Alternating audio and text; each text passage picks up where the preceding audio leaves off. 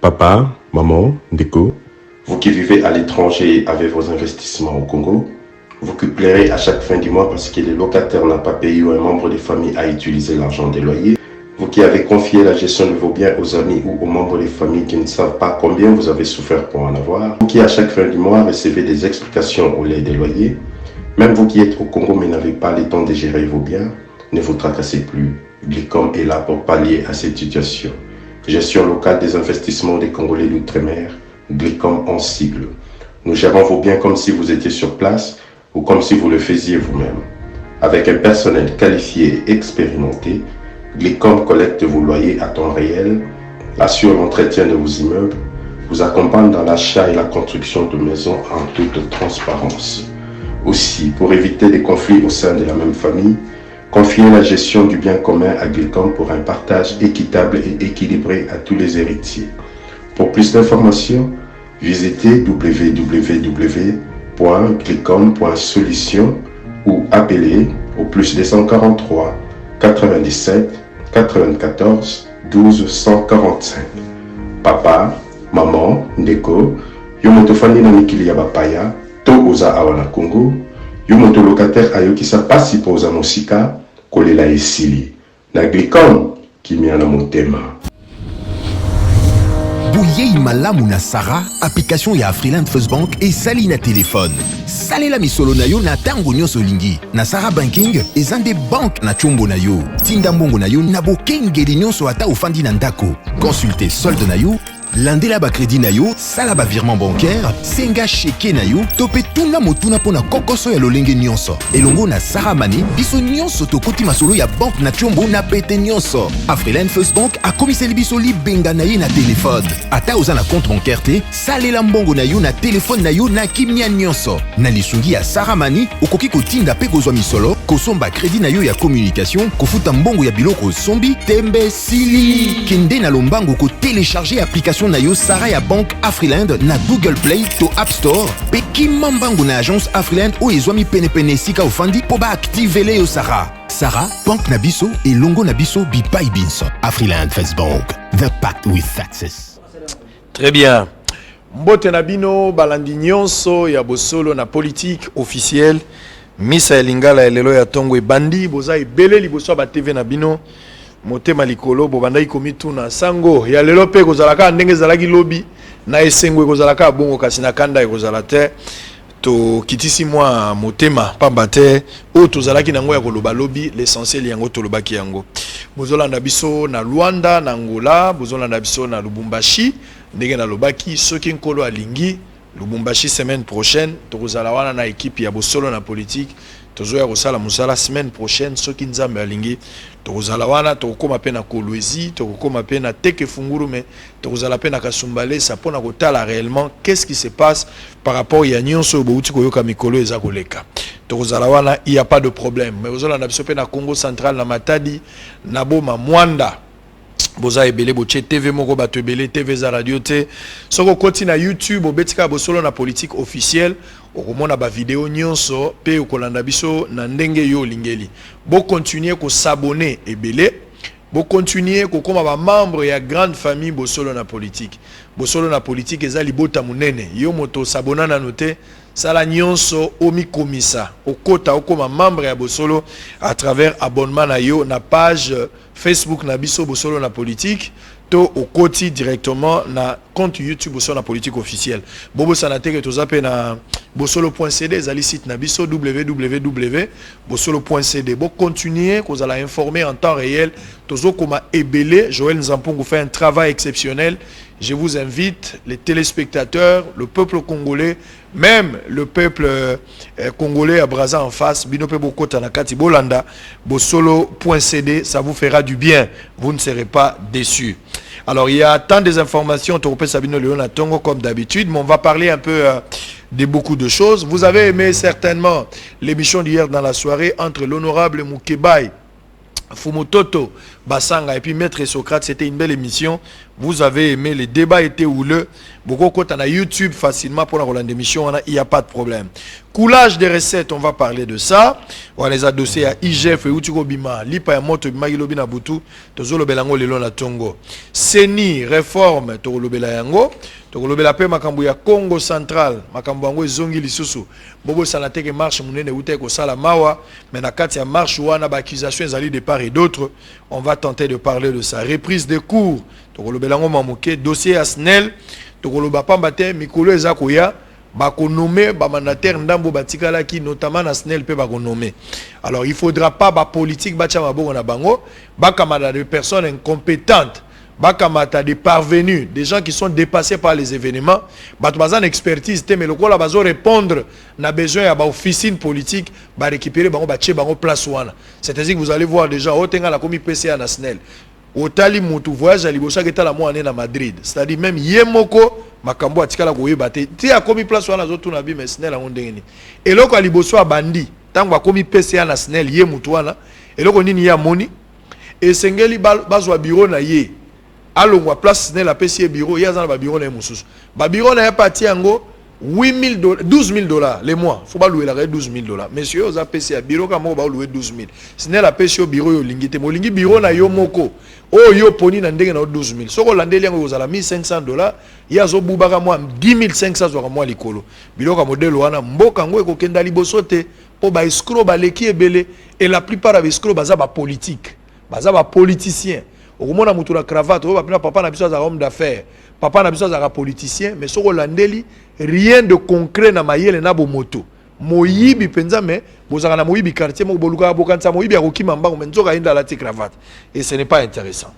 Alors on va recevoir l'honorable Ntingi Pululu nganga mayele na lobaki déjà depuis lobby que to yambaye bozaki déjà informé ensemble là inde to solo là. Ça fait un temps ngana kutani na yebo na télévision, je pense que to l'examen solo malamu. Honorable Ntingi Pululu mbote na yo. Mbote ndeko sango. Mikolo belé tomonanité depuis la dernière fois c'était prévu tozalawa mais ngala zalagité ndeko kala fainda zakina c'était une belle émission bien qu'il y a eu beaucoup de polémiques autour de ça. Yo mo webi que polémique avec mo belé hein, c'est ma émission. Bon nalandaki omoni koyoka soko yoki faut comprendre. Soko comprendre to beta mabako. Ndenge moko soko tali faut mona. Soko monité ko tala na ko mona ezelo ko mokote. Koyoka na ko comprendre pesa ezelo ko mokote.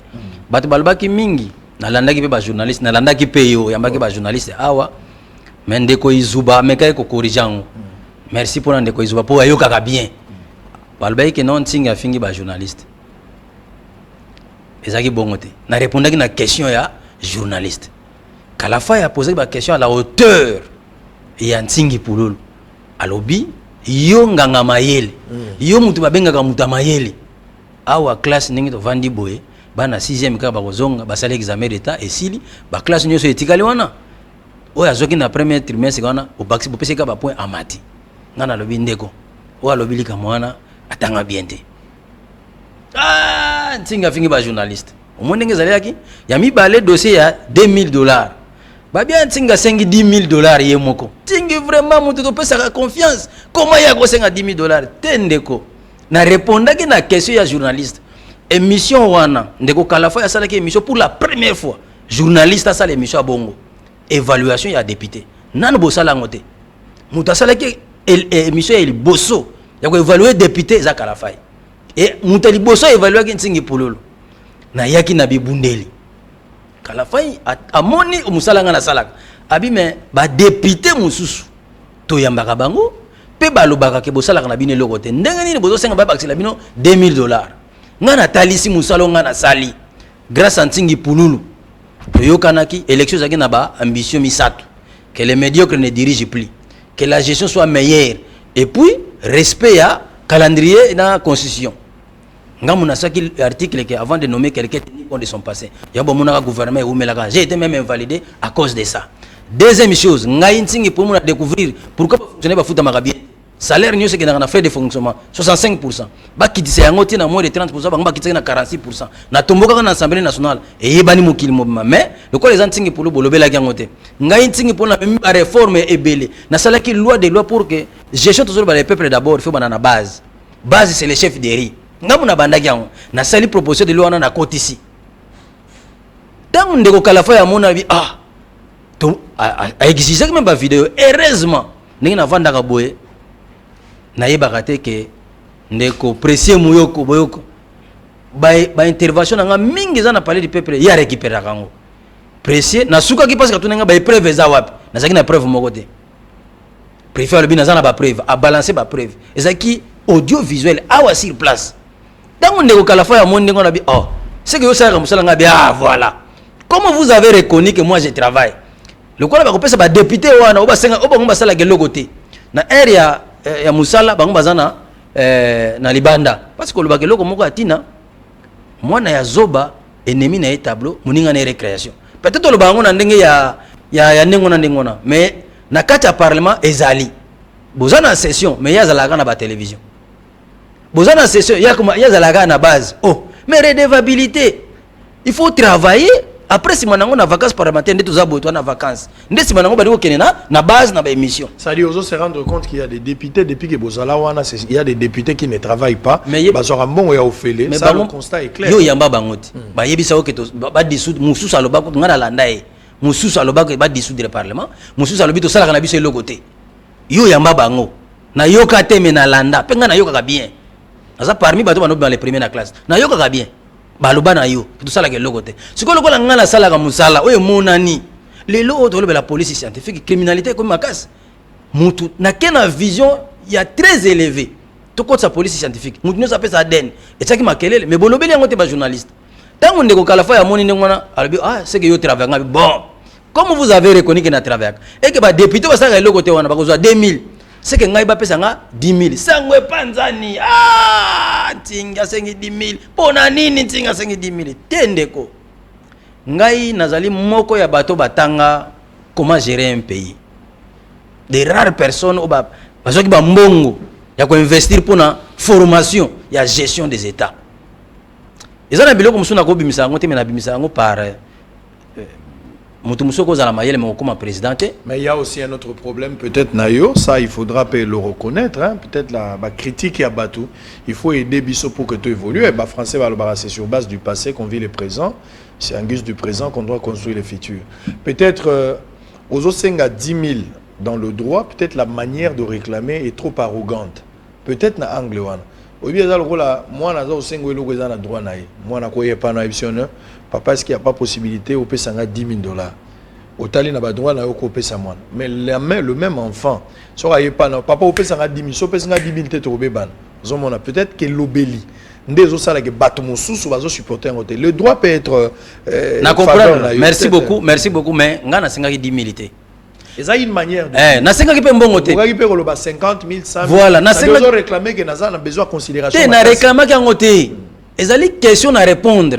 Que bino bozo senga 2000 pono. Mon eloko mo circuler na réseaux sociaux que ba député ba sengi 2000. Ça n'a jamais existé. Ils ont montage à Libanda. Ça n'a jamais existé. On n'a jamais demandé l'argent. Biso na décembre. Vous êtes honnête. Na décembre tokena tozo mbongo te. Pour nini? To lingaki balbaki mbongo ezalaki muke to privilégier nanu ba fonctionnaire to kenda bongo to yokana ki bongo to yokana ki ndengona ninge to za boelelo to kenda vacances parlementaires to zoki na mbongo te ti lelo to réclamer ngo pété banda bokoti na assemblée nationale bozana ba ire bazo futa bino normal do nyongo ezate bozo pe frais d'installation hein toujours parce que yango yende biloko ezobota ozo mona ndeko bandeko ba comprendre que ngai na réclamaka mbongo te na kendela ka pe mbongo te. Mais eza nini bato bazo récupérer bazo banga tingi oyo na elobeli naye na vision naye na bolingo zango na peuple soki to tikiye un jour akomata sou makasi ndi bato bazo récupérer y compris ba journaliste bazo pesa message mabe na ba adversaire ba bazo croire que lobe kozala pe candidat na circonscription antingi ndi bazo sala ke simulation wana po batala ndenge ni bazo lingela ntingi mais bato ba comprendre na base que za lokuta tinga ko singa mbongo te. Très bien. Alors, tu évolues. Est-ce que vous avez candidat président Touroyo dans l'élection en 2023? Les lots dans la famille politique mounene. Ce qui est bien pour. Ce qui est bien pour. Parce que dépend de la famille politique. Ils dépendre na famille politique. Puis ils dépendre na pour c'est-à-dire bino ba journaliste. Bino ndebo sali ke mboke za la place ezali. Ce qui m'a bezali. des mauvais candidats, des médiocres, nommé une entreprise de PCA, premier voyage na yaki la mona na Madrid. Des aspects, c'est choquant à voyager dans une entreprise, restauration, tout ça, mais yaki la mona na. N'ébite ce qui est le condamné au Lélisabat. Entre-temps, technicien mataki na poto, à quoi traitement exact. Entre-temps, mutakoti na cabine aziki soki na longoli linete omona pembeni na nazika na cabine bakandungu nazika na 23h nazika moto ezopela babenganga serwa nazala chef ba cabine ya ville ya Kinshasa na kembango na 23h nazika et technicien azaki pe wana azika loboko nyonso mais yo zo mbongo okena o voyage kotala mwana na yote omoni biloko ndenge wana banani balekisa bato wana bino ba journaliste parce que vous faites la promotion des personnes. Alanda ki olobi yo kozala yo za manipulable était oza gérable était ah mais oui la kisango ke bana batu muso bozo lekisa mutu azana na baki bien avant de nommer quelqu'un tandis de son passé valoriser la méritocratie les valeurs les compétences au comment na mboke ko changer tala lelo oyo chef de l'état sali combien d'années ina nena ndambo mais na landi conseil économique na top Congo batuni question moko et balancer. Oh non, il faut réformer l'économie à Congo. Bon, les salaires, c'est un résultat. Très bien, on va évoluer. On va parler ce dossier, il y a guerre d'agression. On a depuis le début de la semaine, mais on n'a pas vraiment eu le temps d'en parler. Parce que 28 ans après, 22 ans, pardon, jour pour jour, depuis 1998, jusqu'à présent, baluka ba guerre bato bazana makila na maboko bato yo bangonde baboma batu ya bomoi baboma batu ya kotumba baboma batu na ba forme nyonso bangonde baza ba ministre awa bangonde bazali na ba institution awa bangonde batu ba kotambola baza ba directeur mais yemo kazo ba pinake so tuni expérience ayo biso ke na vie na nga na boma 42 moso azo biso na vie na nga na koma na 203 ça dit 203 personnes bazongisa milimo pa la bango ngai ne mutu na boma bango mutu wana pa zolia yango moni même so azolia poisson azo kansali peka mutu menzo keza poisson elmo même so azo mela soupe nzo keza makila batu ya azo mona ngo makila batu nzo keza soupe batu wana bazalia 22 ans après biloko wana ela nango impuni les gens là sont normal bazar redevable ne lokote ngana ebité ce qu'il faut kotika batu wana kimia bavanda ou bien esengeli bato wana pe ba répondre à la justice na biso te CPI akanga bato modèle wana pour 22 ans après non na moni ekufeli ya bato te soko zui manduki obomi bato lobi na partage à pouvoir ou se retrouver donc il faut lakisa bato koza makasi faut lakisa bato ko bomaka mingi faut lakisa bato kozali danger na société po ba banga yo boko bato bazangi ba arme bato bazaka na maile est-ce que ba kozala respecter. Suivons d'abord ces dossiers. Tozonga. Pour tout côté, nous avons un dossier où on a une guerre 22 ans après. Tout le monde a un ce qu'on a une reprise à court. Pambate bana. Et belé bazan on met tout la classe. Wili bakonga. Yo le bagi na bango classe et ozonga les 3. Yo mo ko changer comme ici ango les 10. Est-ce que les 10 ango classe et ozonga? Et comme il commence à la classe et aux alatés. Peut-être besoin qu'à Sonia vous déclarer année blanche, mais ils ont mon clair que classe et aux alatés. Classe c'est à 9 mois, bana batangi 4 mois 5 mois batangi te. Oligi bana na besoin na machine nini. Bolingi bo kabela bango ba point, bolingi bo pesa bango ba diplôme à fachi, bo ba diplôme au béton, bolingi bo pesa diplôme ndenge nini. Pour 5 mois bana batangi te. Dossier Est, on se retrouve tout juste après pour continuer. À tout à l'heure. 22 ans jour pour jour depuis que la République démocratique du Congo a connu une guerre d'agression. Le pays ne s'est pas encore remis jusqu'à ces jours. L'on s'est posé la question de savoir si les initiateurs de ces rébellions ont trouvé satisfaction de leur démarche, avec comme objectif au départ s'opposer à la gestion de Mosé Laurent Désiré Kabila. Ces rébellions se sont transformées à une guerre interminable, surtout à la partie est du Congo. Plus de 6 millions de morts de Congolais tombés, plus que les 2 guerres mondiales. La guerre d'agression de la RDC a fait et continue à faire des victimes. La question demeure jusqu'à ces jours, à quand la fin de la guerre et qui en tire profit? Pour Franck Diongo, président du mouvement lumumbiste progressiste, la guerre qu'a connue la RDC a profité aux individus. Il en appelle à l'installation d'un tribunal international pour la RDC afin de juger tous les auteurs de massacres qui découlent de cette guerre. La guerre il y a 2 août 98,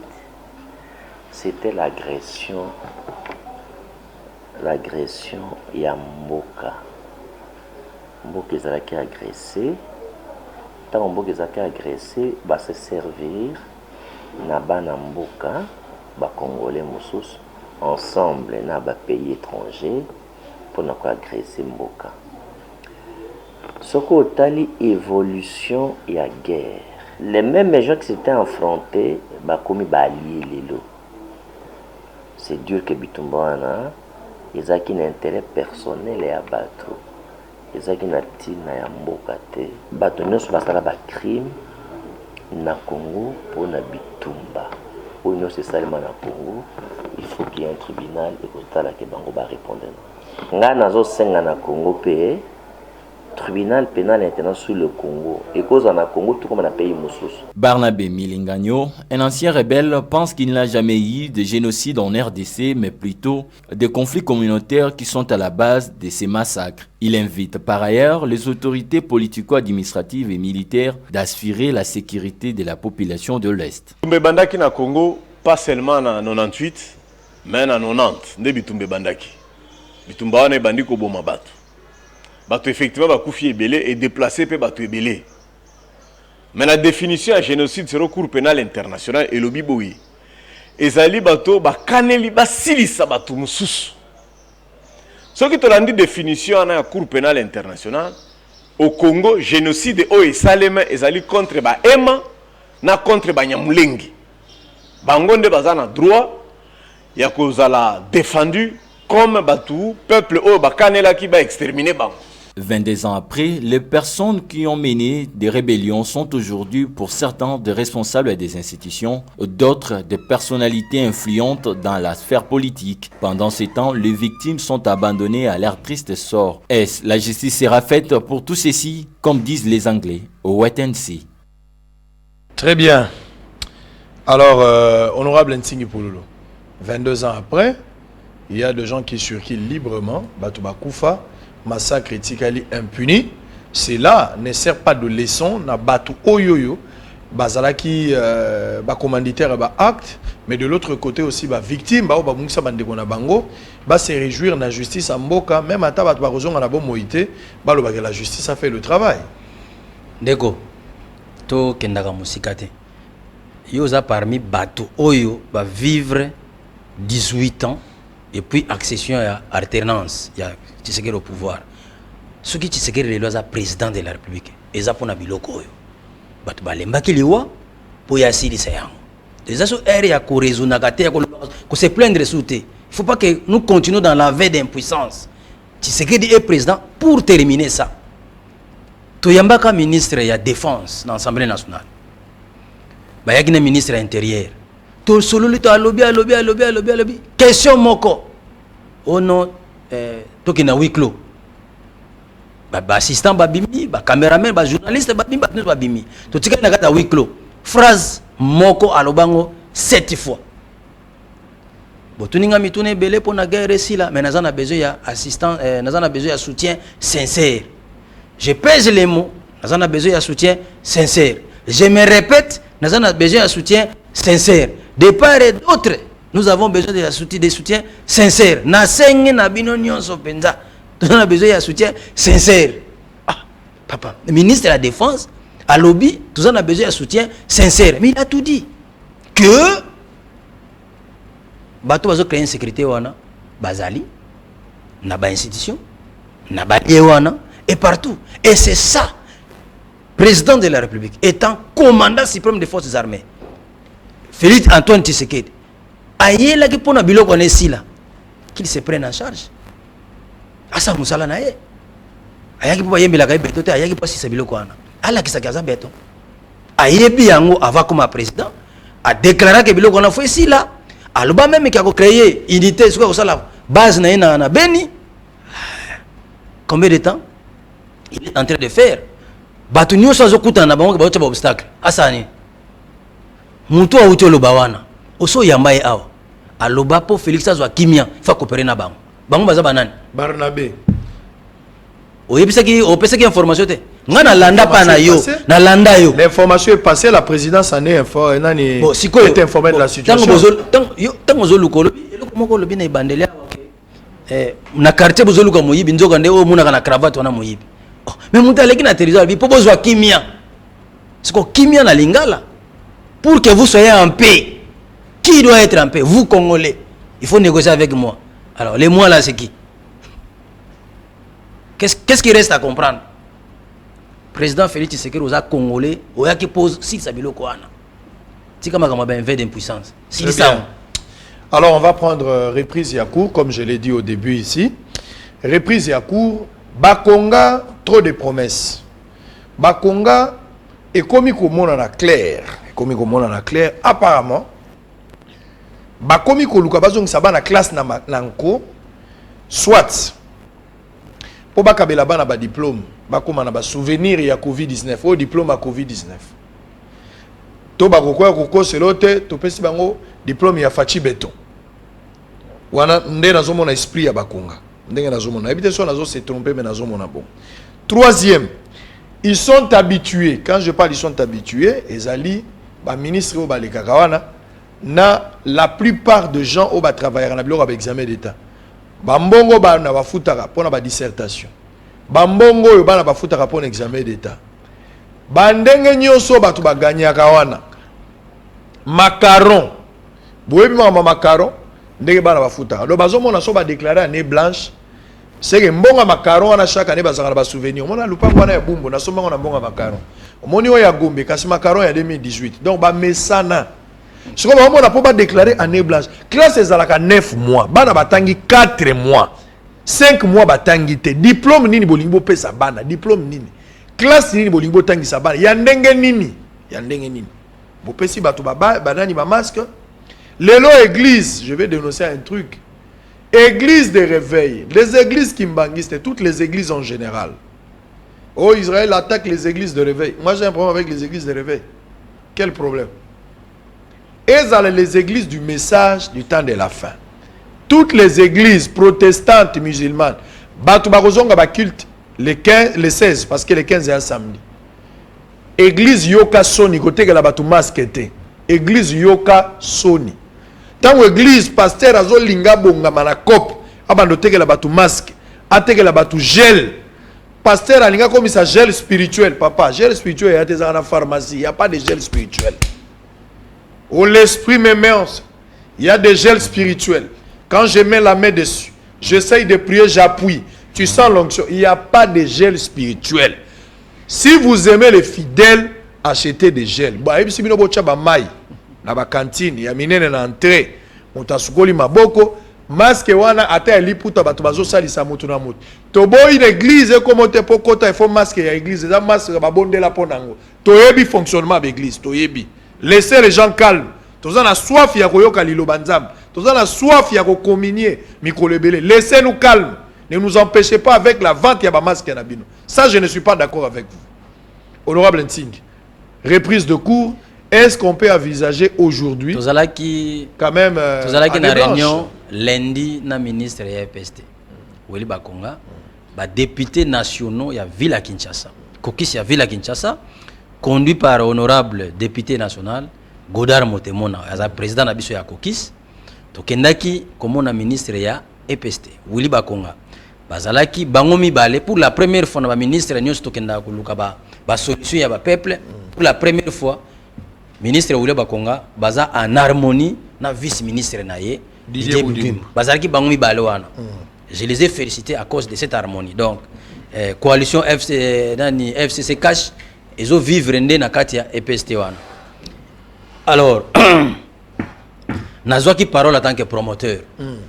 Na ebisi boye. Na rappeler ye, yo za promoteur, ngana promoteur. Yo za ministre, yo za député, ngabe na député.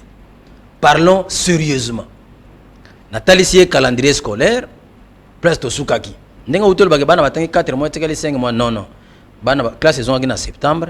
To kangaki mesure ya chef de zoma ki le 17 mars.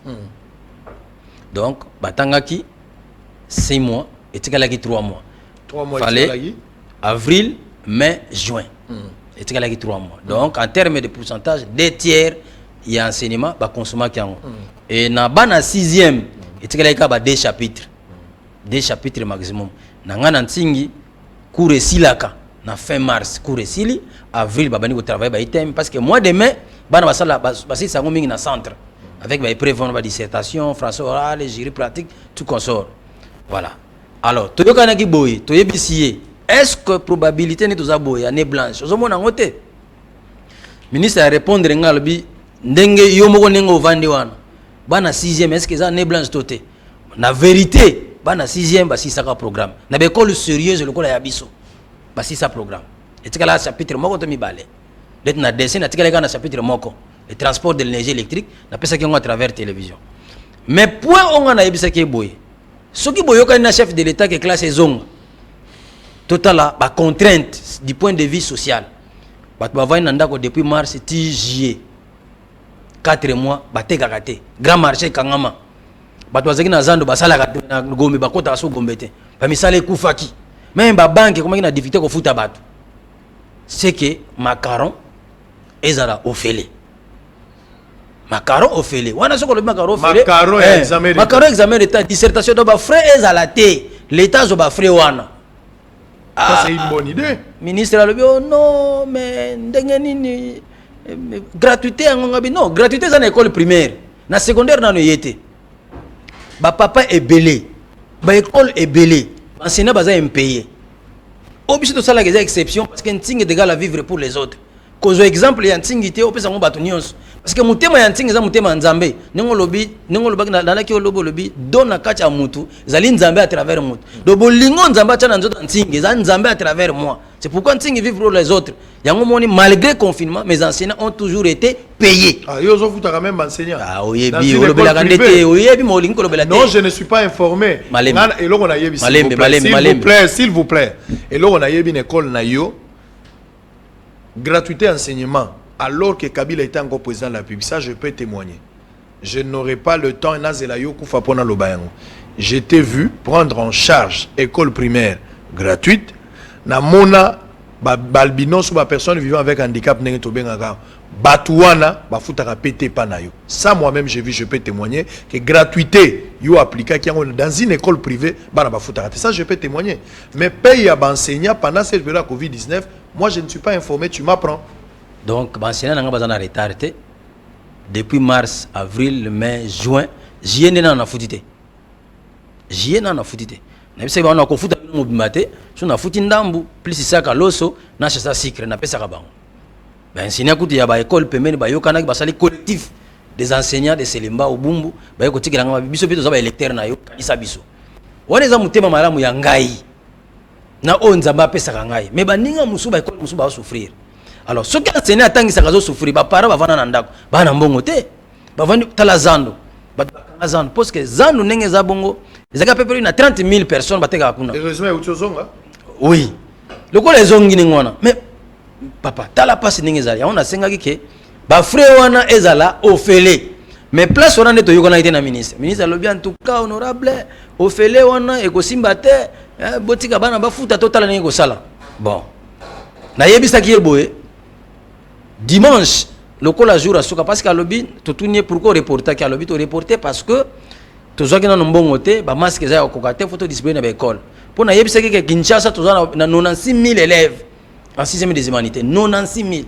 Na primaire, 6e primaire, tout ça na 123 000 élèves. Na yebisa que à moins qu'il n'a se trompé dans bas chiffre, yo za ministre dans bas chiffre ko le kangai. Mais ngai tant que promoteur na ba réseau, bas chiffre na za ngo yangwana. C'est que 93 000 élèves la ville à Kinshasa est 6e des humanités. 60 000 batata na bango ba maman na bango baza ba coopérant. Na ba transport, na ba wenze, ba sayer, ba nini, ba tekite pendant 4 mois. Tango yozolo ba mwana futa 80, afuta makaro 85 000. Akozongo wapi? Ya ko liaison mona na te. Et de transport, bana muso uta ka Selembao, atanga kana Gombe. Musa utaka Kimbantseka, azo kotanga na sans fil. Musa utaka Malueka, azo kotanga na par exemple na Ipen, transport wana. Ça dit vous pensez que examen d'état est salama? Mais on fait les. On fait l'ende. Ata fremo ko. Si ko ya lobi na ngaba difficulté ngaba te yebisa chef de l'état. Biso nga en tant que député. Tout ça là qui accord et après international. Ngai député. Tout le baki on a mis ça ngai député tout ça qui accord. Azo mbongo on a affecté avec 23 millions de dollars, makamone aussi là. apara ba foutre le côté boke no yebisa chef de l'état na bisi Bidimbo azalaki sur place Daniel Safu kutu mutataki Bidimbo bino ne kabi bino ne kashiti le peuple d'abord bopesa mbongo donc na minute tozo zela bayokora na chef de l'état pour que lundi dans classe kozonga frais ezalate. Très bien. Frais ezalate. Très bien. Alors on va observer si la semaine prochaine il y aura reprise de cours parce que ça sent l'année blanche, mais de l'autre côté il y a des propositions qui tombent. Daniel Safou Bouchimouni qui ngunza ngunza. La semaine prochaine il faut que tu prennes part. On a besoin de vous, honorable Daniel Safou. Prépare-toi. On a besoin de toi, mon frère. Venez ici. Il y a un makansi na yo Nico Maengele bato belé pe bazo réclamer au maître Nico Maengele Mikolo belé au moment que na bosolo na politique bato bazana besoin na yo quand on t'appelle on a du mal à rejoindre na téléphone. J'ai voulu quelques infos du jour avant to évoluer parce que mboka na biso esengeli ebonga to kanisa malam pona mboka. Info du jour comme d'habitude RDC le gouvernement s'engage à rationaliser davantage les dépenses publiques. Les ministres de l'Intérieur accusés d'avoir nommé un secrétaire permanent à la CNR en violation de la loi. La SADC restera en République démocratique du Congo en cas de retrait de la MONUSCO en décembre 2020. L'ambition de l'UDPS en 2023 est non seulement d'accorder un deuxième mandat à Félix Tshisekedi, mais aussi obtenir une majorité confortable à l'Assemblée nationale, professeur Mbata. Clément Mouza propose à Tshisekedi de consulter les forces politiques et sociales suite à la crise multiforme qui traverse les pays. Au Katanga, la police dénonce les attaques contre des édifices publics lors des manifestations contre l'insécurité. Sud Ubangi, les gouverneurs Mabenze ordonnent la démolition des constructions anarchiques dans les domaines publics de l'État à Guémena.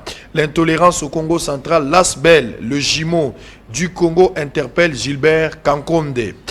Covid-19, la République démocratique du Congo franchit la barre des 8000 guéris. ESU, de renseignement supérieur universitaire, et puis EPST, enseignement primaire, secondaire, technique. Les mesures définitives pour la reprise effective des cours seront prises au Conseil de ministres, a dit Gilbert Kankonde. Alors, l'IGF, d'abord un petit communiqué, excusez-moi. Mutuka moko ebomi mutuna butu na niveau ya triomphal. Soki outi Wileri, ozui gauche ozokende pongabi, liboso ya stade martyr, mutuka moko ya munene etuti moto moko wana ebomi est sur place. Et puis mutuka wana ekimi. Etuti moto ebomi moto sur place pe ekimi. Gloire à Dieu, balandi ya bosolo na politique bazalaki place wana. Balandi mutuka wana bazako benga na ebisi bango il faut bolanda mutuka bozo kaka plaque soki to pesi numéro ya plaque et ko permettre ba service nyonso ya l'état DGI surtout pour na mabilo wana bakoyeba nani de moto salem na minute oyo matricule ya mutu wana yebani. Je salue d'ailleurs maître Gabin Lulendo azali DGA na Onatra na pesi mbote pambate asalisi biso aza parmi batu oyo balandaki mutuka wana. Numéro matricule naza kopesa yango na TV za vie de recherche naza kopesa yango oyebi matricule oyo identité papa to bombi ba yebi identité ezali awo l'état a interpellé mutoyo po baya nanu oni muto akufi bo muto na mort muto abomi ya monanité nzoka mutu ke tutaki tuti mutu pe kimi nango 3114 matricule yango 3114 BB 01 3114 BB01 31 comment nanda kuluka mutukoyo 31 14 BB01 bato bakufeli ndeko na triomphal numéro na pesi bino ya matricule 31 14 BB01 so bobungi boye na bosolo na politique to kosalisa bino boko en contact na DG pour que ba identifier mutoyo et sengeli ba subir rigueur ya mobeko. Honorable Ntingi Pululu, coulage ya ba recette mokonzi ya mboka akoluka impulsion ya sika. Mokonzi ya mboka Félix Tshisekedi alingi makambo ekenda liboso. L'IGF bakoti na musala. Lobby ba dénoncer eloko moko à travers une communication. Babi RDC zo perdre 5 milliards chaque année. Oye kokaki kokota na mboka na ba entreprise privée ya bato. Oyo baza ko bénéficier na exonération.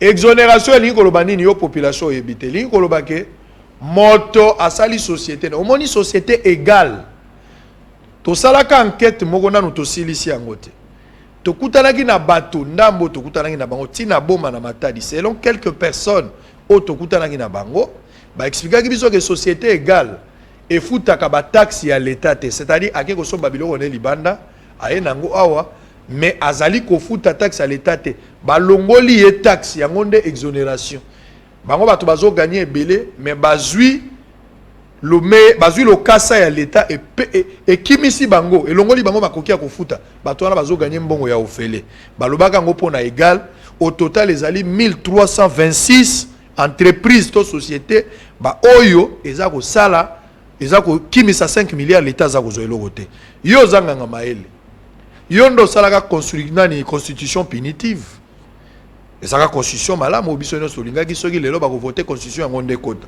mais tango tali mboka mobimba bato bazo sala paisible citoyen azana moi mesa liboso ndako ebele ya taxe ba ko futsa na gambela kuta ba maman ndenge bazo teka na zando partout taxe na ba maison bato ba lembi mais il y a plus de 1326 sociétés entreprises ba futaka taxe te oyambi nouvelle wana ndenge ndeko ba élection rôle nango ezaki wana biloko onyo c'est biloko akala to koma ki ba député président koma ki président pomba kambo esila ça signifie quoi?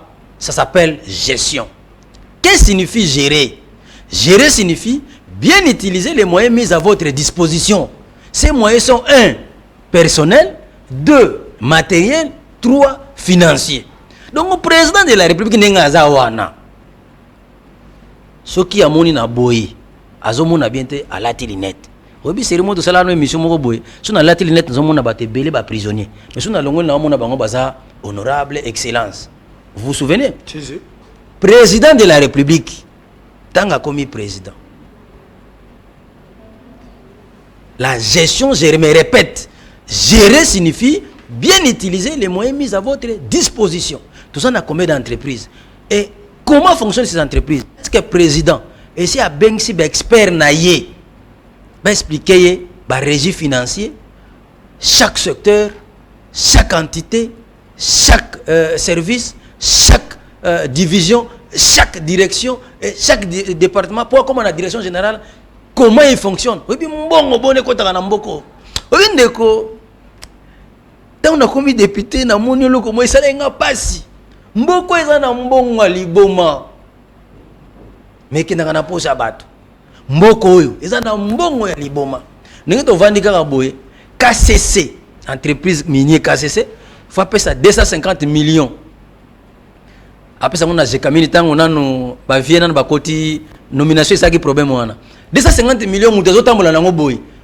Afuta kuna ote ko futa nanu te koto procureur a passé instruction sur ordre haute koto kuna ministre de justice a bi defuta koto kuna mbongo izote de yoka ba chiffre parce que moni tango bo pronosaka ba chiffre bo pronosa ngo na ndenge ka ya bino mais biso to yebi ba unité de mesure ndenge ya biso ba grandeur c'est-à-dire ndenge ya biso ndenge na bino c'est-à-dire moni yoko za journaliste tango prononcer 250 millions au moni on ndenge mbongo ebele mais ngai tango na unité de mesure et ça la mutu passe et ça la biso passe IGF biloko alobi oyo za biloko akala yango nde président Tshisekedi ayeli yango nde biso to yelaki on a découvert mbongo eza ebele eza éparpillé et puis oyo ekotaka ekendaka na frais de fonctionnement nde yango o inspiration o ngana yaki nango apport na ngai siko ndenge za boy biloko olobi oyo o IGF alobi oyo ils ont relevé la compétence ya président de la République la gestion il doit prendre la possession de la gestion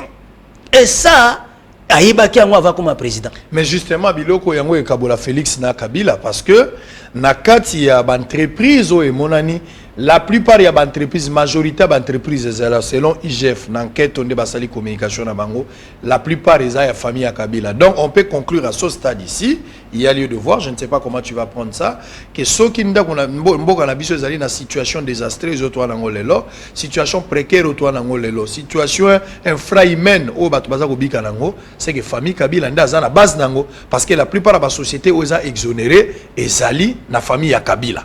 Ça fait mal.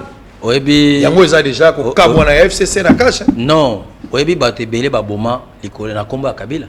Bato ebele ba yiba na komba Kabila. Bato ebele ba bala na komba Kabila. batebele basoma mituka na komba Kabila. Il y a pas longtemps mutu moko bana circuler on a komba Tshisekedi obi grand marché dossier grand marché.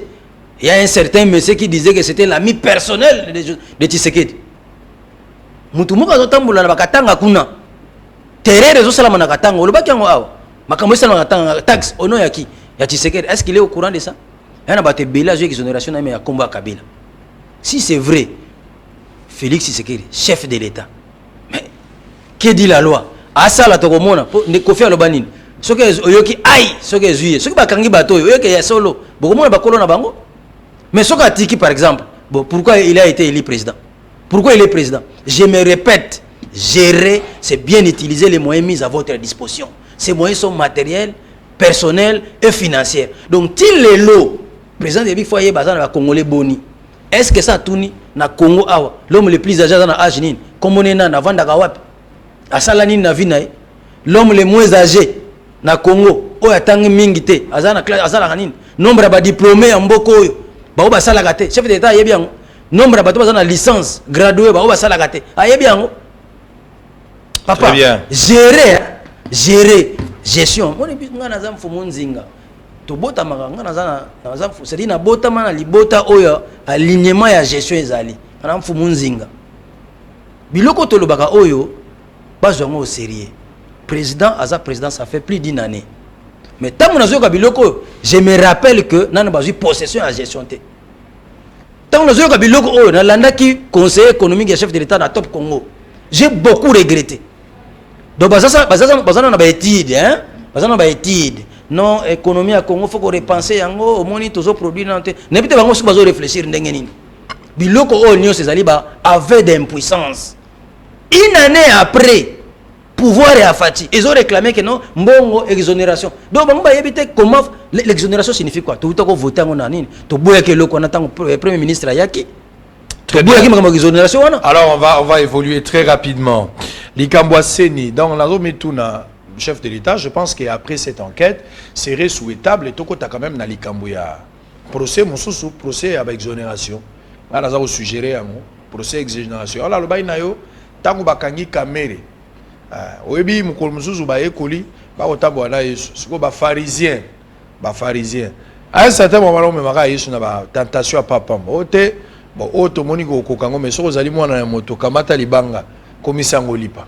Sikoyo makambo kamere ko kangaye déjà ndenge justice ekangiye bato bapesa ki coup de chapeau ezana bato mususu pe baboyi parce que UNC a ozala na balabala li sous les 7 UNC a ozala lobby na balabala ba obanda na triomphal ti direction ba okene na makala biso bosolo na politique to ozala wana na cause ya neutralité pour na kozwa pas information parce que nous sommes là au service du peuple to boyi kozala na service ya individu sikoyo eloko ya makasi o bato belé bazo douter pona yo mais ngala yebi kozana makasi ya kosala yango mokonzi ya mboka à travers ba service ya l'état po bato azomona keza pasi ce qui est arrivé que na kati enquête elakisi que famille ya Kabila nde bato bazali la majorité ya bato ba société na bango zali exonéré okwa ko sanctionner bango te ngala yebi yo na yebi pendengo zalaka na yebi pe ba conseil nyonso zwa na papa la plupart ngala yebi yango donc naza ko yebelo ko nini yo ko sala sikoyo bato bele bazondima te soki ya solo zali mwana na moto bongola mai vino soko zali penza mwana ya moto ya solo soki ya solo ke famille ya Kabila bazana kati wala siko ekomi oka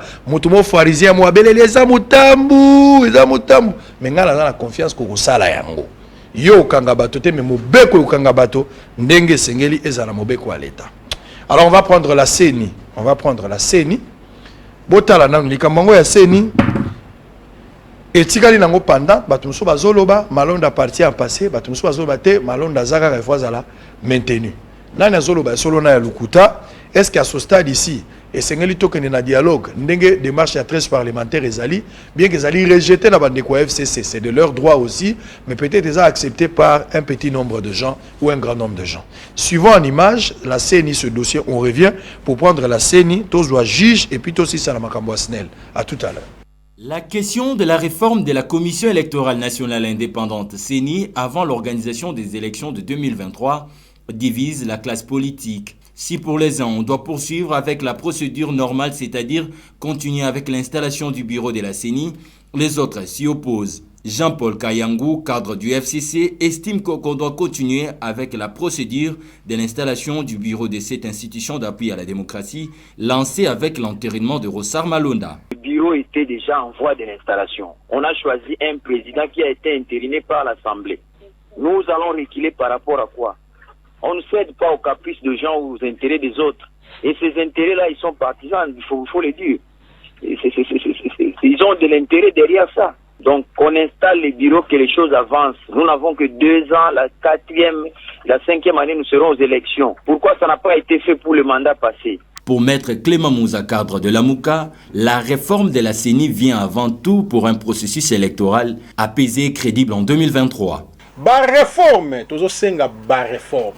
Je pense que tant que kaka to wuti na ba élection, na ndenge ba résultat salamaki, moi na mboka Fayulu asala ki proposition. Il y a plan de sortie de crise. Pour mon aïe, oyo, ndenge sami boye, mboke ko kende malamu te. Azali parmi bana mboka o bazo réfléchir pour na mboka.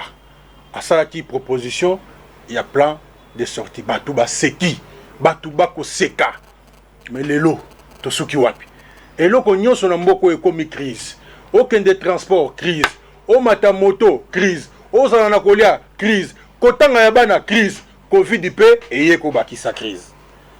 Mais tokotalaka makambo na nyoso kaka te, tolandaka makambo na nyoso te, mboke fo kende liboso. Même chose pour Carbone Béni, coordonnateur du mouvement citoyen Filimbi et membre de la société civile qui pense que, après des contestations survenues au lendemain de 3 cycles électoraux successifs, la réforme de la CENI s'impose. Donc, c'est quelque bandana processus parce que ma ponami et ma benyango processus électoral, c'est-à-dire et bandata quelque part et je pas un temps pour na esuka na ma ponami. Ce qui le lot toujours bandana marambo ya seni kota la réforme nango ezapona tant bokolo babosa la recensement de la population et vous avez combien de temps tant bokolo babosa la enrôlement de la population et vous avez combien de temps. Bien, merci beaucoup. Alors, honorable, la CENI divise l'opinion. Non. Ndeko. Surtout présidence avec Malonda. Na landa kiyo, na abeshole. Mais quelque part, na souka, au bungaki. Comment ça? Abeshole était clair que tout ça, les 6 élections, mais cardinal alinga qui consensus. Batika na mutukaka moko. Bazalaki 24, moko alongo na ye batikali 23, 17 balongo batikali 6, 3 balongo batikali 3. Otuni ye question. 3 wana bana Ronsard Malonda, Cyril Ebotolo na professeur Eyal. Et après Abesho la biso que ba retiraki a cardinal a retiré Cyril Ebotolo. Batikali na ye moko a retiré ya labite yo longwana na moni oza makasi mingi te. Non, ce n'est pas ce qu'il a dit. Il n'a pas dit qu'il y a Makassi Mingite. Il a dit que nous ne sommes pas obligés à concourir pour avoir poste. Ouais. C'est-à-dire librement, ceux qui ont ça le débat pour le 3, toi tu peux encore rester. Voilà. Retiré. Et tu as Cyril, professeur Eyal. Professeur Eyal, il y a professeur Asaki Mbeba, Azaka candidat, na niveau ya CENI à cause de la sous-présidence. Et ça renosa. Na document et non, et ça renosa. Il y a renosa ndeko. Malembe. Et si a renosa. Malembe. Papa, ngamu tuna sali émission. Oui, a renosa c'est vrai. A renosa c'est vrai, mais il y a un sosima. Na le bien. Ngamu na sala mubeko avant de nommer quelqu'un. Avant de nommer quelqu'un tenir compte de son passé. Monsieur, lobo zaki muibi, obongoli mutema. Et ça va poster ba kopé sauter. Des choses anciennes sont passées. Ah, les choses nouvelles sont nouvelles. Toutes choses mais on tient compte de passé. Bi ka porter pour la bongola mutema matikala nkunki. Physique vous changez mais comportement change. Ah oui, souci à cause de la députée. O azaki na ngwana na parti wana. Akufoué parti wana ba député. Pourquoi Cardinal faut soutenir? Malheureusement, tant que babimisi yango alongwe, balonda tikali yemoko consensus toté. On a premier élément. 2, du fait que balonga ke yal Cardinal habité yo zonganan. Au moni ko zong ça déjà Cyril les botol. Ils ont déjà mabé. Mais par respect, ba yoga ki yekaka. Alobi abesho la lobi na ok non Cardinal na ko boya malonda parce que azali muta corner nango.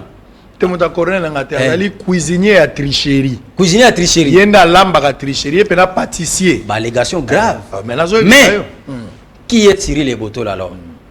Cyril Ebotolo, agent de la CENI depuis 2006 jusqu'à 2013, comme chef de supervision technique nationale.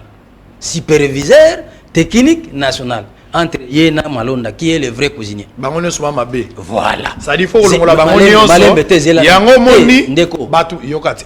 Toujours solo là. Toujours soit naté. Toujours soit naté. Toujours solo là. Yango moni batu belé ba moni. Lokola tozo yokanate. Lokola yokanaki. Te ba yokanaki te. Ndeko. Ba yokanaki te. Na chité kasi. Na chité. Bazo ça les sélections. Botre na 3 candidats oyo, tous les 3 candidats. Moko atikali. Professeur Réal a longué par éthique. Azan éthique. Parce qu'il ne fallait pas postuler à postuler qui. Azan éthique. Cardinal Monsengo Alban Biso Boye. Il ne faut pas soutenir les médiocres. Mais je n'ai pas compris comment Cardinal a soutenu qui. Comportement, on a un professeur qui a déjà candidat de lui-même en tant que professeur d'université. Na éthique et déontologie, il ne pouvait pas postuler. Balongoli, Bazong c'est Cyril Ebotolo. Vieux Cyril Ebotolo, Cardinal a sengi sikoyo. Bazong taleka wa confesseur religieuse. Bazong taleka banane baza d'accord pour na Malonda et ça une élection non 6 voix Cardinal pouvait laisser atikité nana baza d'accord pour na yale bazongisi pour na Cyril Ebotolo baté 3 c'est fini. Il y a eu élection nazo cité ce qu'on a nini 1 bon Ndouri chef de l'état na RRT le président de la République n'a pas le droit de veto na CENI. C'est un organe d'appui à la démocratie. C'est-à-dire quoi? Gouverneur des provinces, Aza élu par les députés provinciaux, mais investi par l'ordonnance présidentielle. De la même manière, comme il y a un niveau, l'Andan ni Sonika Futa Zoloba, et tous sont des religieux, hein, des chefs religieux. L'Andan Sonika Futa Zoloba, qui était là aussi. Sonika Futa na Abeshole c'est contredire. Maintenant, Souka Abeshole a beaucoup d'imake, c'est une élection. Ngana Tali Bangonos na Yoki Bangonos bien, en tant qu'Nganga Mayele. Il y a eu élection, il y a eu consensus. Malonda Lekaki. Maintenant, ce qui est chef de l'État, le chef d'État Ayokaki Bango, Ayokaki Bango, chef d'État est au courant qu'il y a eu réellement consensus et élection. Chef de l'État. Ces élections n'ont pas été sanctionnées par un PV. Selon vous? Élection, on a. Parce que candidat à l'église catholique va voter qui était. Parce que Malonda peut voter qui Yoka, Abesho la regretté. Comment il voter s'il vous plaît? Toko tala mamsu poto aussi. C'est très important. Non, non, on a pas de opinion. Pour terminer. Bah, il faut pas comprendre que le président de la République soit boy ko sala ordonnance pour na Malonda. Ozo menacer chef de l'État. Non, non, non, non. Tenga na zotali sabango o basala. Non, comment menacer chef de l'État? Non, non, soka sali angote. Ndenge mona ba gouverneur intentionnellement il a violé la constitution. Chef de l'État. Oui, oui. Soka boy ko signé. Oui, oui. Pour na Malonda za la présidence. Parce que ndenge ba yoka na kiti. Malonda s'il a sous président, c'est roba tout. Ngai naza batu bakufi na mutu wa Malonda naza comme est-ce que makila ba weyo ba kundi guneza oui bien le connaît c'est très dangereux ce qui par exemple ba élection zalaki mabe et que c'est Kabila mutu président Joseph Kabila mutu a tchaki maboko na Corneille Nangaa parce qu'il était président de la République. Aujourd'hui qui est le président c'est Félix Tshisekedi. Donc s'il y a quelqu'un qui va manipuler la CENI ça doit être Félix Tshisekedi. C'est-à-dire en d'autres termes IDPS alinga apprendre na bato que non Tshisekedi est président mais celui qui a les atouts et les attributs du pouvoir c'est Joseph Kabila. Très bien. Alors on va terminer. Tala Bouzoba Bomemeli président Félix Tshisekedi. Zela. Ndeko. Zela. Zela. Na Zela. Zela. Ah bon? Félix Tshisekedi le loyo à reconnaître même na Kasavubu 60 ans après héros national. Bo sali fête na Congo central. Oui. Très bien. Oui oui. Ah voilà bondimi. Oui. Oh bon problème. Li batozo lia na nzoto kotala na monoko te. Tinga na rappeler principe. Merci problème exact. Ngape na biso kali bataso zolia batala na nzoto na monoko te. Pour place azocha monoko kolia te. Problème exact. Toza batu. Bino ne voza batu bozo bo élection en 2023. Bolinga on a 2030. OK. Bobi recensement nan. OK. Merci beaucoup. J'ai deux petites questions, on va terminer par là. Eza question et outil, lobby ba spécialiste ya droit ba loba kiango, mais za ba question et outil libanda, tika quand même na tonango za na ndeko moko akomeli biso depuis Zimbabwe. Abi ba juge mibale o ba refuser ko prêter serment au-delà de tout. Bazali tombé na subordination ou bien bazali na droit na bango. Bon. Maintenant je parle en tant que député. Naza juriste était. Tu prends les choses en main. Oui, je parle en tant que député. Le président de la République, Azali, le premier magistrat, c'est le garant de la nation. Tant que le président a déplacé Bango, Bango est inamovible. pour nous déplacer, il faut consentement. Mais tant que article 150, tant article 150. Il y a constitution. La constitution. Article 150. Bon exigera, nous on a tant à pour ébiga qui n'attend pas bien. Bon so zagina. O zagina ba journaliste azo présenter visual lingala, so abiso tant combien lela. Oh là les. Ça là nous minutes ce qui n'est pas pas. Bangate, ngai ne mutola zo gérer. 150. Article ça yo, ngai mutola zo gérer. Les cambotais. Les pouvoirs judiciaires et les garants des libertés individuelles et des droits fondamentaux des citoyens. Le juge ne sont soumis dans l'exercice de leurs fonctions qu'à l'autorité de la loi. Une loi organique fixe les statuts des magistrats. Le magistrat du siège est inamovible. Il ne peut être déplacé que par une nomination nouvelle ou sa demande ou par rotation motivée décidée par le Conseil supérieur de la magistrature. Voilà. Nomination. Il y a une nomination ou pas? Il y a une nomination. Qui les a nommés? C'est les chefs de l'État. Pourquoi ils doivent refuser? Ça, c'est un. Maintenant, qui doit les déplacer? Parce que le chef de l'État, et le Basaliwana, Babo Sanaki. Oui, Félix Tshisekedi, wana bozomonana. Félix Tshisekedi, comportement naïe, eza lokola mutu, autre temps dans la classe les faux malades. Il vous fait croire qu'il ne connaît pas. La Bible va comment la sagesse de Dieu c'est la folie des hommes. Et à Zui Batu, ce qui peut y moko, ce qui peut battre, bah vanda kaka uniquement pour la constitution. Tel domaine pour nous nommer, quels sont les articles du chef de l'État. Na domaine one. Ba beti on tombe beti on ba bino botomé na article les opesa bino pouvoir. Mais tant ba article bino boko monaté. O eza ya ye. EPC pifo, EPC pifo makasi. Et bino boko tomber na ngote. Tant que c'est l'article 69, qui est président de la République? On va terminer par là. On va terminer par parce qu'on a pour constitution de la République, toujours pour la population. Maître Socrate, on va organiser une émission où il y a droit à peuple, droit fondamentaux à la population. Où il y a CP là, peuple là dans la cassine. Bato belé ba baraté peuple civil à ko kangapé soda, bato ba bien civil à kangi letina. Boye baraté. Zela boyo kanga la bosolo na civil bazo l'action de nyoko kanga soda obisipe soda allez les gars boso o memi etina souciat civil ako kanga soda eza reconnu na droit zelo o mona yango bo zela ko sala émission là spécialement pour ba droit na bino pour bazo buba bino mingi. L'article 69 de la Constitution, le président de la République est le chef de l'État, il représente la nation, il est le symbole de l'unité nationale. C'est tout. Tu continues, s'il il veille au respect de la Constitution. Voilà. Il assure par son arbitrage. Tellement. Arbitre. Omoni kende boye zonga boye. Arbitre ko peso penalty. Bato ba moni mabe commissaire de match ba ko siéger na sima même en retard. Donc na Nathalie Sabino ka ke omoni promet aux anango na Bible ba koma la sagesse de Dieu c'est la folie des hommes. Très bien. Si c'est que a un problème moko président Félix Tshisekedi a un problème moko. La tribunal ya ba soso pesa longa kate. C'est-à-dire bato bazota la ye. Constitution telemé zana pouvoir mingi ba pesa na président de la République. Ndenge kemba la moko et azu yango ami continue loko wana ndeko ça fait très mal. Mais aye baka ke na tribunal la ba soso pesa longa kate. Nyoso ya ko sala ba ko tika ko betela ma bokote. Mais il a respecté la constitution.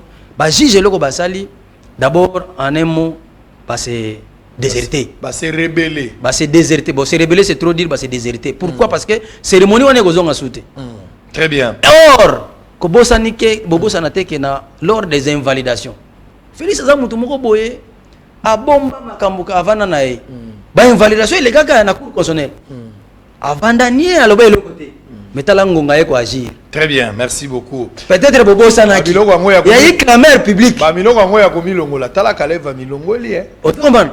Clameur publique. Kaleva milongoli o éviter. Ah bon, ndeko. Wana zoko ko lobate. Oh. Kaleva milongoli to yebagite. Te na lobi boye. Wana obosani? Te na bosani te. Kasozo ko ndeko lobate. Kaleva milongoli. A milongoli. Alingi na FCC viva. Viva. A milongoli.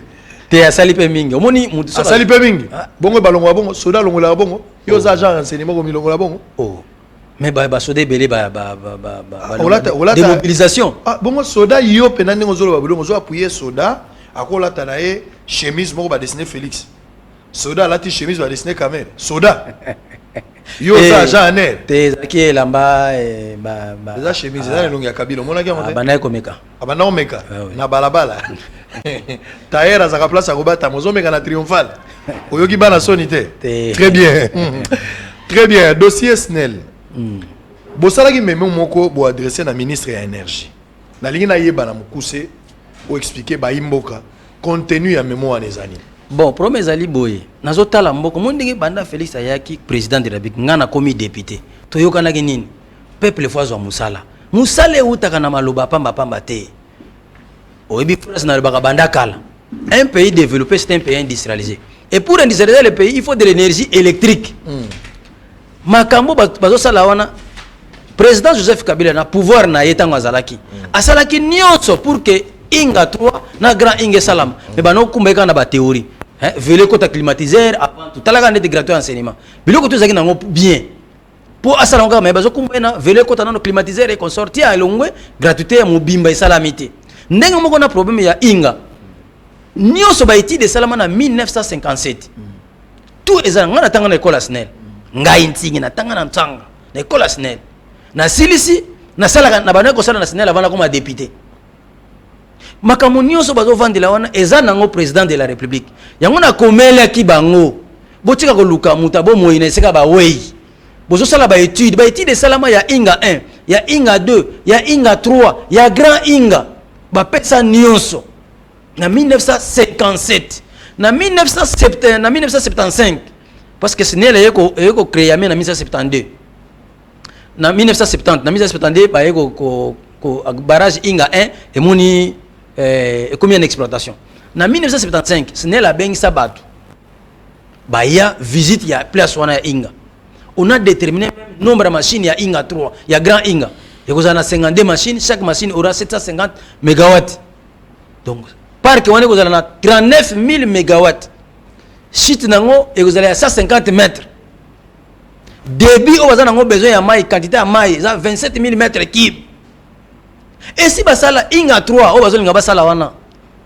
Basi basala ngo déjà, il faut na 8 groupes. Il y a 166 mégawatts. Donc nyonso eza déterminé. Mais nazo kamwati lelo. Est-ce qu'à ce stade il faudra penser à la libéralisation? Libéralisation coûte libération mobuta kutakango. Ezaka force de l'Est, collectrique, Sogecor, matripice et belé. Na époque coloniale. Tant mobuta ya moniki ba osala bienté azongisa na SNEL.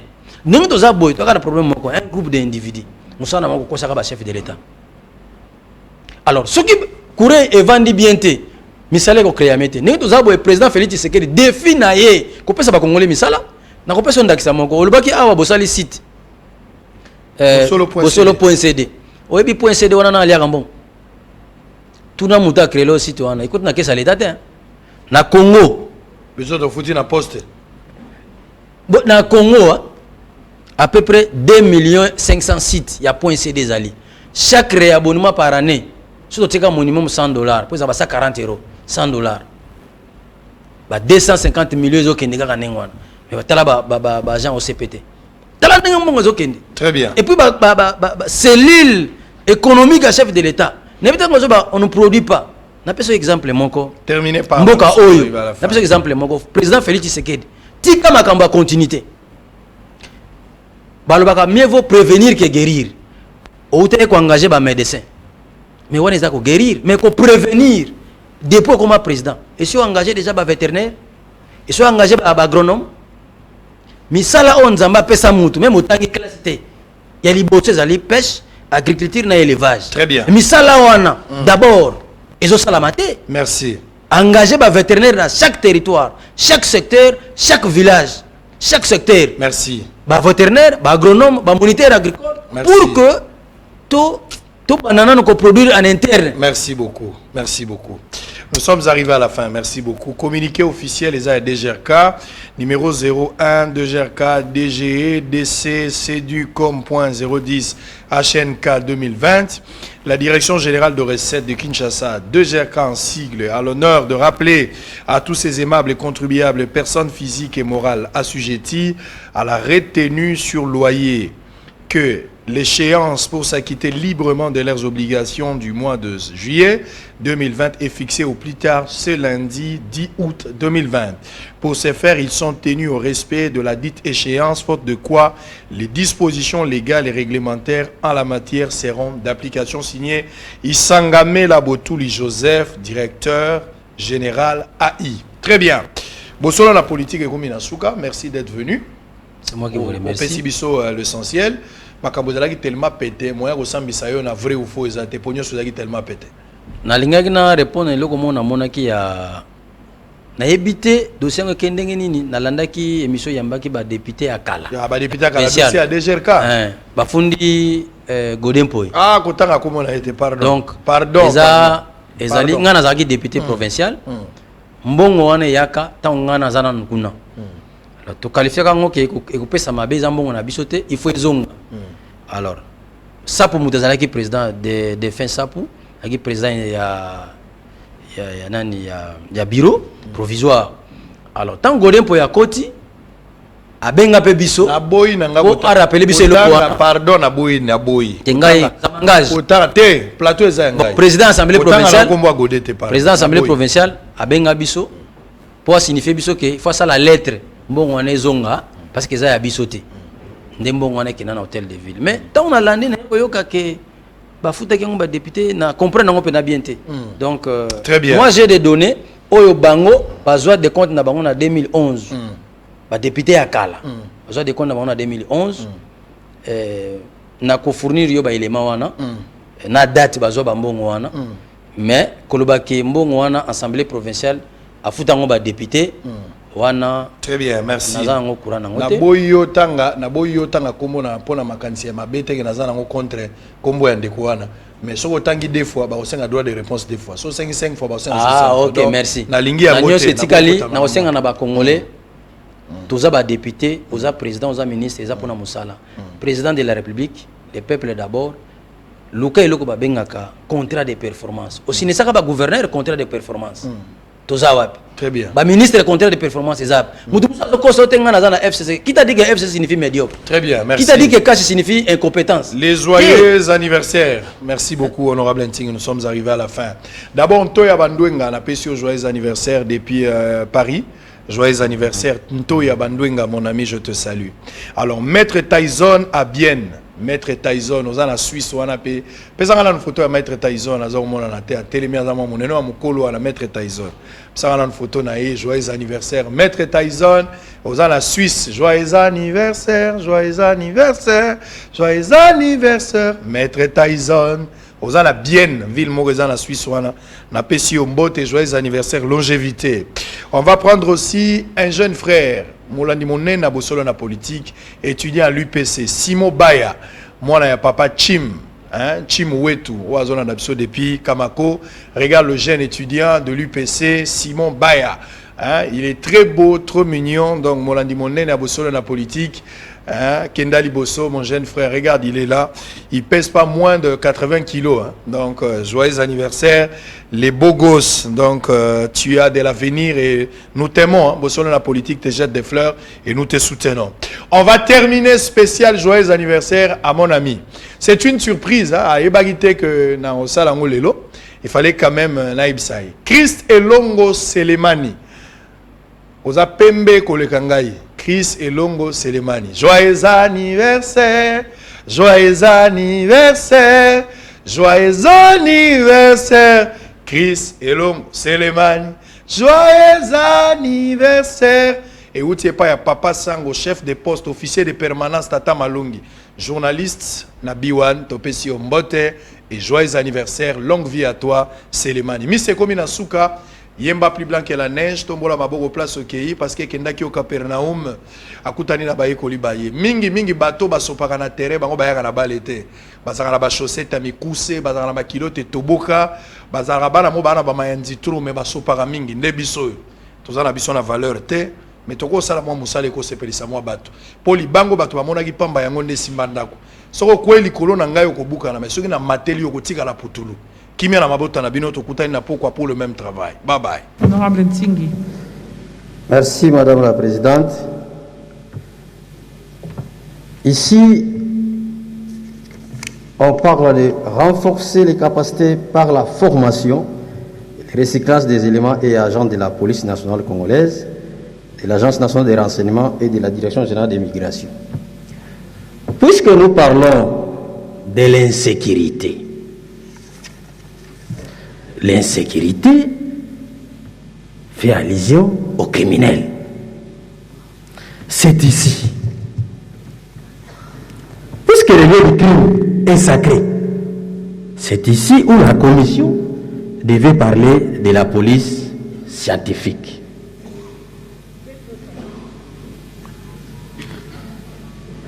Il ne faut pas éviter que les pays fonctionnent normalement. Tout le monde sait que nous sommes dans l'insécurité. Mais la police, nous avons la police scientifique. Parler de la police scientifique, je ne sais pas pourquoi vous évitez ça. Les politiciens n'aiment pas la science. Honorable les empreintes. Honorable Ntingi, faites vos propositions. La police scientifique, c'est une spécialité. C'est comme ça que vous flouez pour refuser qu'on détecte ce qui se passe. Non. Il faut qu'on soit dans... Vous êtes député, monsieur. Et madame. Vous êtes député. Et madame. Monsieur, madame. Ne soyez pas pervers. Vous voulez régler quelque chose, mais soyez responsable. Je vous rappelle, à son temps, le président de l'autorité congolaise, Joseph Kabila, avait dit quoi? Quand vous votez des lois, je ne cesse de vous le rappeler. Il faut les voter en toute responsabilité. Vous voulez élaguer la criminalité et vous traitez les dossiers avec légèreté. La police scientifique, ce n'est pas une recommandation simple, monsieur et madame. Alors je demande... Qu'est-ce que vous proposez? Je demande à la commission le 9e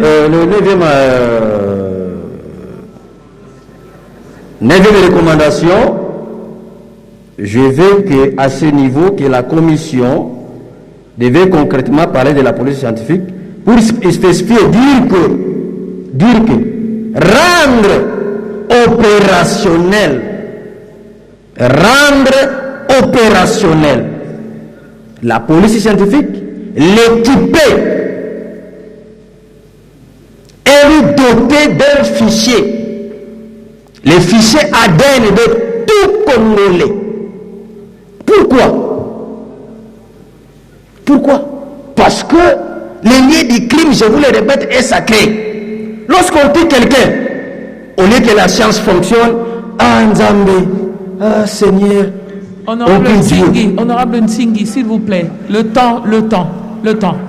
La conclusion, c'est quoi? La proposition, vous voulez mettre... Ah mais oui. Vous voulez qu'on passe dans l'accélération? Pas du tout. Vous avez déjà vous avez eu plus de 4 minutes, honorable Ntingi. Un jour, vous allez parler encore de l'insécurité. L'insécurité n'est rien d'autre pour le moment au Congo. Ce n'est qu'un problème de la police scientifique. Quelqu'un qui tue, on récupère les balles, on saura qui a tué. Mais vous ne voulez pas ça. Non. Merci beaucoup. Non, honorable Ntingi, qu'avez-vous proposé concrètement? Oui, c'est ce que j'ai dit. J'ai dit quoi? Rendre opérationnelle la police scientifique. Doter la police scientifique des équipements adéquats. Nous vous remercions. Bouyei malamu na Sara, application ya Afriland First Bank et sali na téléphone.